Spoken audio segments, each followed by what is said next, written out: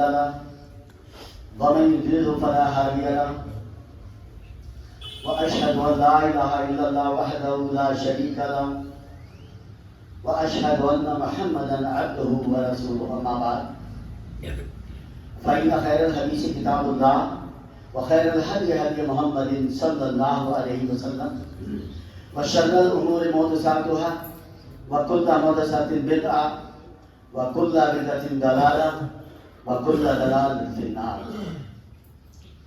فأعوذ بالله من الشيطان الرجيم. بسم الله الرحمن الرحيم. يا أيها الذين آمنوا اتقوا الله حق تقاته ولا تموتن إلا وأنتم مسلمون.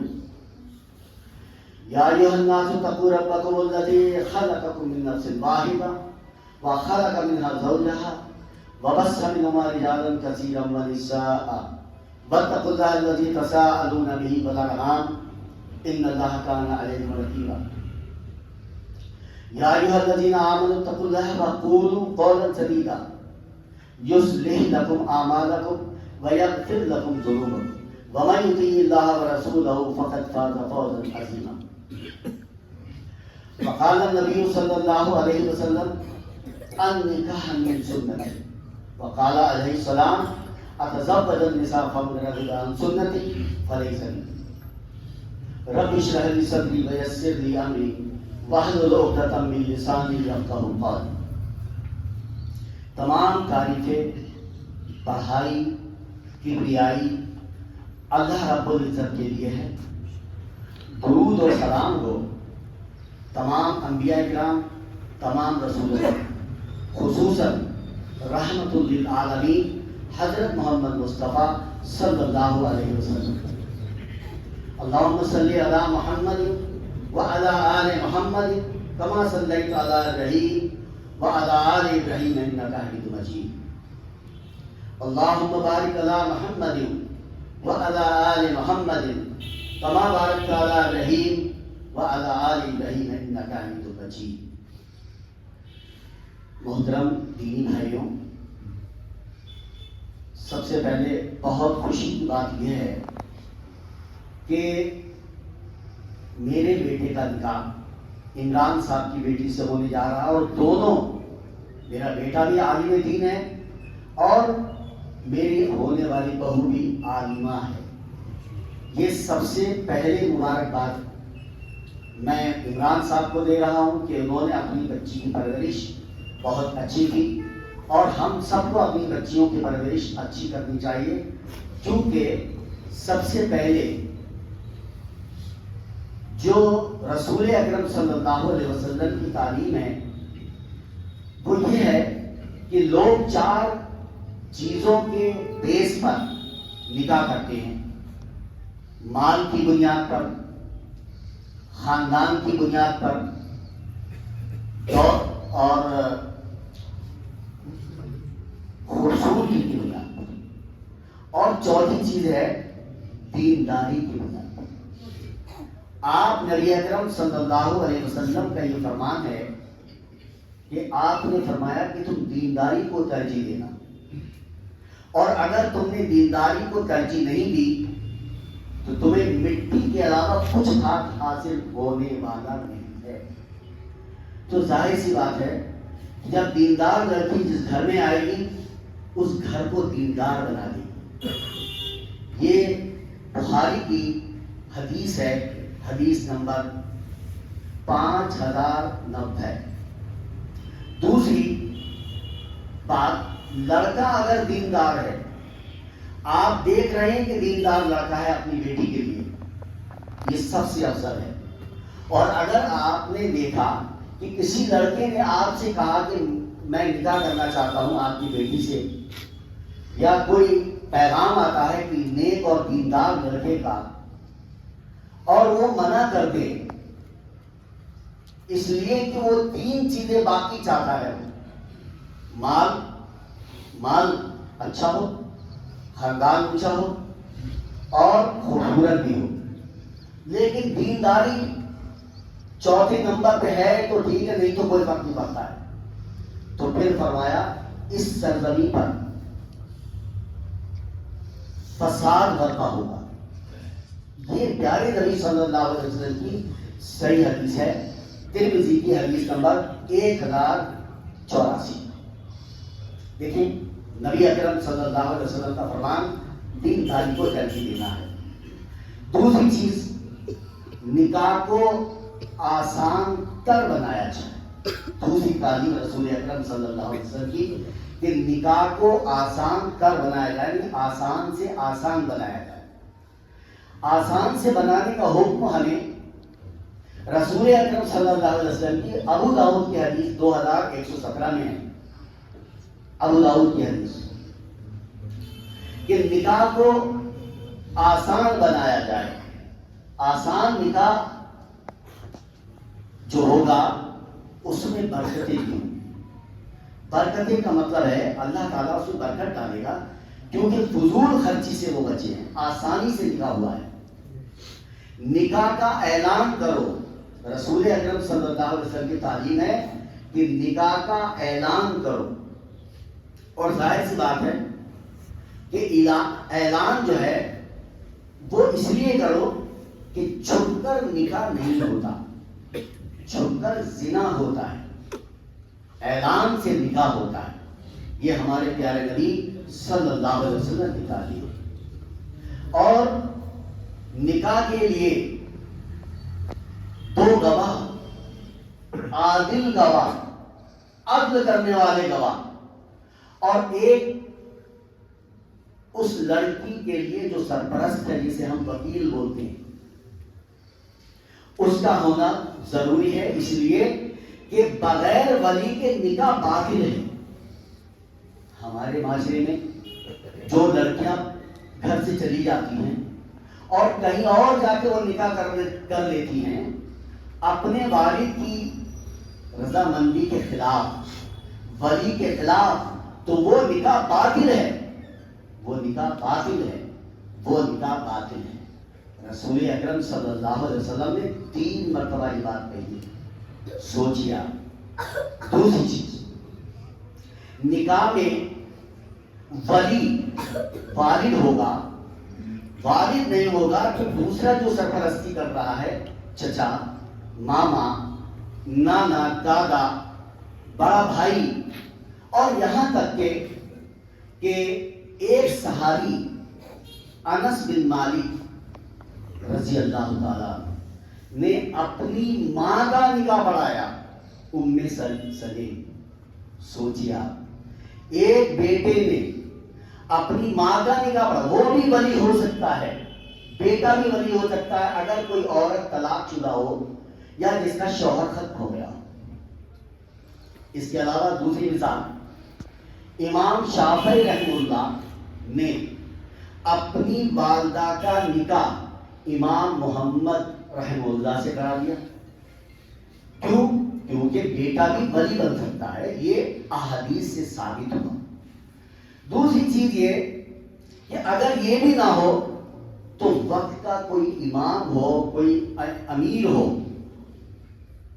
اس کی سرپرستی ہو سکتی ہے۔ اگر کوئی غیر مسلم اسلام میں داخل ہوتا ہے اور وہ نکاح کرنا چاہتی ہے کسی مسلم لڑکے سے، یہ نہیں ہو سکتا ہے، لیکن یہ مجبوری میں تو ہوا، والد موجود ہیں اور وہ کہیں اور جا کے نکاح کرتی ہے، یہ نکاح باطل ہے۔ یہ پیغام اس لیے دے رہا ہوں تاکہ آپ تک پہنچے۔ صحیح بات، نکاح میں مہر بہت ضروری ہے۔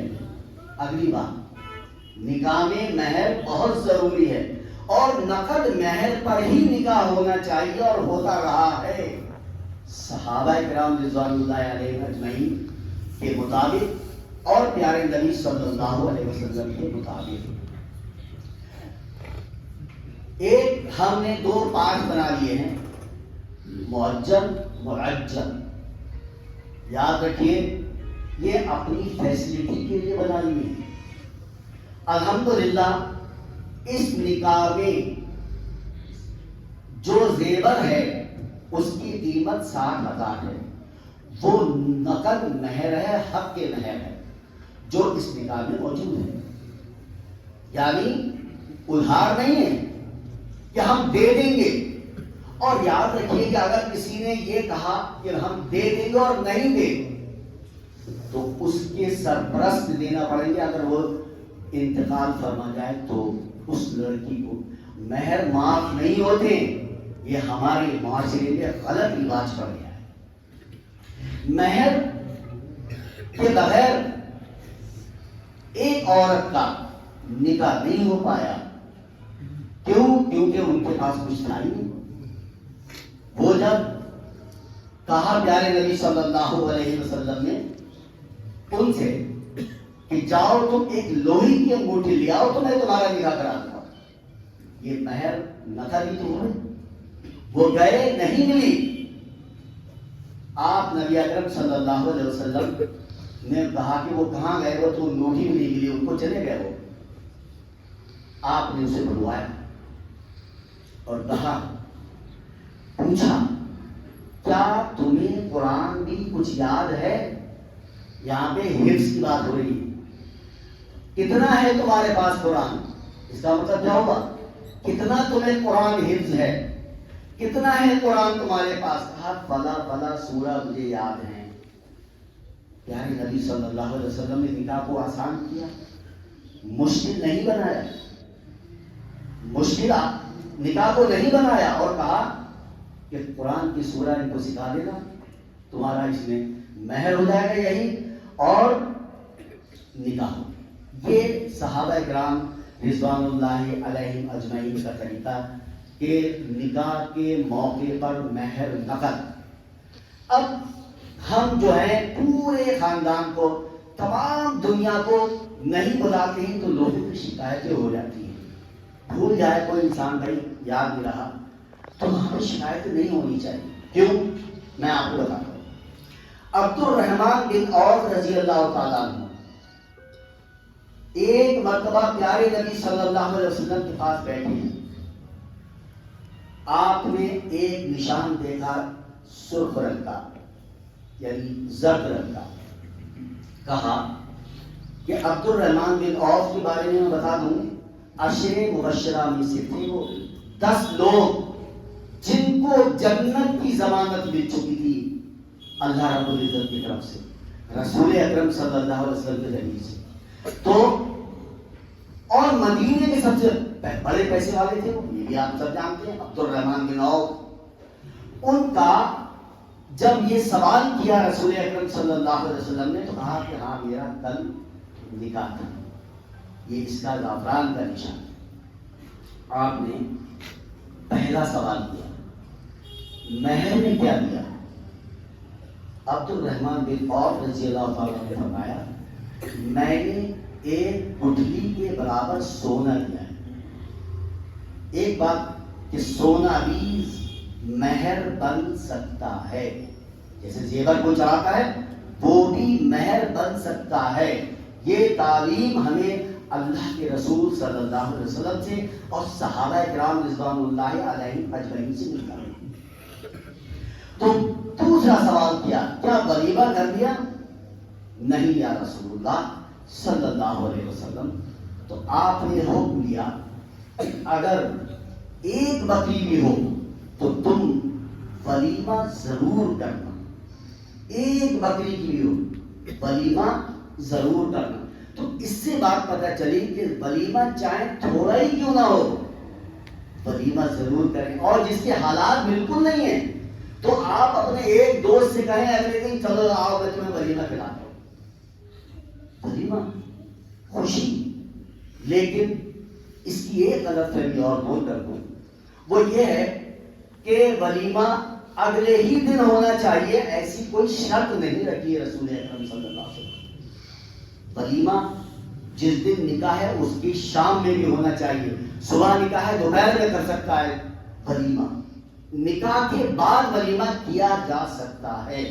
اگر ہمارے معاشرے میں یہ کر دیا جائے کہ جس دن نکاح ہو اسی دن ولیمہ ہو جائے تو لڑکی والے پر بوجھ اپنے آپ ختم ہو جائے گا جو ہم لوگوں نے ڈال رکھا ہے. کس چیز کا بوجھ ڈال رکھا ہے؟ یہ دیکھیے مہر کے بعد میں آپ کے سامنے آخری لمحات کی کچھ باتیں بتا کے میں اپنی بات کو ختم کروں گا کہ کہ نکاح کو پیارے نبی صلی اللہ علیہ وسلم نے کیا یا نہیں کیا؟ یہاں جتنے بیٹھے ہیں ہمارے دینی بھائی سب بتائیں گے کیا، ایک نہیں بلکہ 11 نکاح کیے۔ تو نکاح کا طریقہ بھی تو بتایا ہوگا۔ پیارے نبی صلی اللہ علیہ وسلم تو استنجا کرنے کا طریقہ بھی سکھا دیا ہے، ماشاءاللہ الحمدللہ۔ کیا اتنی بڑی چیز نکاح، جسے ہم دین کا ایک حصہ کہتے ہیں، کیا یہ سکھا کر نہیں گئے تھے پیارے نبی؟ گئے تھے۔ تو قرآن کی آیت سنیے، قُلْ إِن كُنتُمْ تُحِبُّونَ اللَّهَ فَاتَّبِعُونِی، اگر تم اللہ سے محبت کرتے ہو تو میری یعنی پیارے نبی صلی اللہ علیہ وسلم کی اتباع کرو، یحببکم اللہ۔ اگر تم اللہ سے محبت کرتے ہو تو نبی کی اتباع کرنا، اور نبی کی اتباع سے اللہ تعالیٰ تم سے محبت کرے گا، تمہارے گناہ کو معاف کر دے گا۔ یہ اللہ تعالیٰ کا پیغام۔ پھر قرآن مجید کیا کہتا ہے؟ اطیعوا اللہ و اطیعوا الرسول، اطاعت کرو اللہ کی، اطاعت کرو رسول اکرم صلی اللہ علیہ وسلم۔ پھر قرآن کیا کہتا ہے؟ جو رسول تمہیں دے وہ لے لو، جس سے روکے اس سے رک جاؤ۔ یعنی آپ نے جو جو فرمایا اسے اپنی زندگی میں لاؤ، اور جن جن سے روکا ہے اس سے رک جاؤ۔ تو آپ نے کیا فرمایا تھا؟ آپ نے یہ فرمایا تھا کہ برکت والا نکاح، آسان نکاح وہ ہے جس میں کم سے کم خرچ ہو اور آسانی سے ہو جائے، اس میں پرابلم نہیں آئے، پریشانی نہیں آئے۔ لڑکی والا زمین بیچ رہا ہے، لڑکی والا گھر بیچ رہا ہے، نکاح کرنا نا، اسے جہیز بھی دینا ہے نا، اسے کھانا بھی دینا ہے نا۔ یہ آیا کہاں سے؟ کیا پیارے نبی صلی اللہ علیہ وسلم کو ہم اپنا آئیڈیل نہیں مانتے؟ تو قرآن کی آیت کیا کہتی ہے؟ سورہ احزاب کی آیت نمبر 21، لقد کان لکم فی رسول اللہ اسوۃ حسنہ، نبی کی زندگی میں ہمارے لیے بہترین نمونہ ہے۔ تو نمونہ تو ہمیں رسول کو بنانا چاہیے تھا، بنایا کس کو؟ دوسروں کو۔ تو یاد رکھیے، من تشبہ، جس نے مشاہدت کی دوسروں کی، فہو منہ، وہ انہی میں سے ہوگا، انہی میں سے کھڑا کیا جائے گا قیامت کے دن کہ تم نے غیروں کی مشابہت اختیار کی تھی، تم نے جہیز کا معاملہ کیا تھا۔ کیا ہمارے پیارے نبی نے 11 نکاح کر کے جہیز دیا تھا؟ کیا پیارے نبی صلی اللہ علیہ وسلم نے کھانا لیا تھا؟ دعوت دی تھی؟ نہیں لی تھی۔ تو ہمارے معاشرے میں ایسی کیوں چیز ڈیولپ ہو گئی اور ہم فخر محسوس کرتے ہیں کہ ہم نے اپنی بیٹی کو کتنا دہیج دیا ہے؟ ہم فخر محسوس کرتے ہیں ہمارے بیٹے کو کتنا دہیج ملا ہے؟ ہم فخر محسوس کرتے ہیں کہ ہمارے 500 آدمیوں کو کھانا کھلایا، بڑھیا کھلایا، بڑا گروہ کتنے اچھے ہمیں سمجھی گئے۔ کہاں سے آئی ہے؟ کیوں آج پیارے نبی صلی اللہ علیہ وسلم کے طریقے سے ہٹ کر اس کا طریقہ اختیار کیے بیٹھے ہم؟ تو یاد رکھیے، نبی کے طریقے سے اچھا کوئی طریقہ اس دنیا میں کوئی لا نہیں سکتا۔ اس دنیا میں نبی کے طریقے سے کوئی ہٹ کے کوئی طریقہ اچھا نہیں ہو سکتا جو رسول اکرم صلی اللہ علیہ وسلم نے ہمیں ہر طریقے زندگی کے گزارنے کے تمام طریقے بتا دیے۔ اتنا بڑا اہم موضوع نکاح، کیا یہ طریقہ نہیں سکھا کے جائیں گے؟ تو یاد رکھیے کہ نکاح میں جتنی فضول خرچیاں ہیں اس پر ہمیں بین لگانا چاہیے، اس پہ روک لگانا چاہیے۔ منگنی کی رسم، تاریخ طے کرنے کی رسم، مانگنی کی رسم، مہندی کی رسم، میں نے تو 2-4 رسمیں گنائی ہیں، چوتھی کی رسم، اور جلی کتنی رسمیں ہیں۔ اب رات کو وہ ہوگا کیا نام ہے، کچھ بھانگڑا ہوگا، اور رات میں وہ آئیں گے شعر شاعری پڑھنے والے، رات کو ابھی ہنگامہ ہوگا۔ بھائی نکاح کر رہے ہو، کیا کر رہے ہو؟ کیا بنا لیا پیارے نبی صلی اللہ علیہ وسلم کی؟ تو جو آپ نے سکھایا تھا وہ سب ایک طرف رکھ دیا اور دوسروں کا طریقہ اختیار کر لیا۔ تو یاد رکھیے، جو دوسروں کا طریقہ اختیار کرے گا قیامت کے دن وہ اسی کے ساتھ کھڑا کیا جائے گا، قیامت کے دن وہ اسی کے ساتھ کھڑا کیا جائے گا۔ بڑا اچھا لگ رہا تھا کہ دنیا میں تھے، آج ہم تو پھنس گئے۔ قیامت کے دن ہمیں مرنا بھی تو ہے، ہمیں اللہ کے سامنے حاضر بھی تو ہونا ہے، ہمیں جواب دے، ہم جواب دے ہیں کہ ہمیں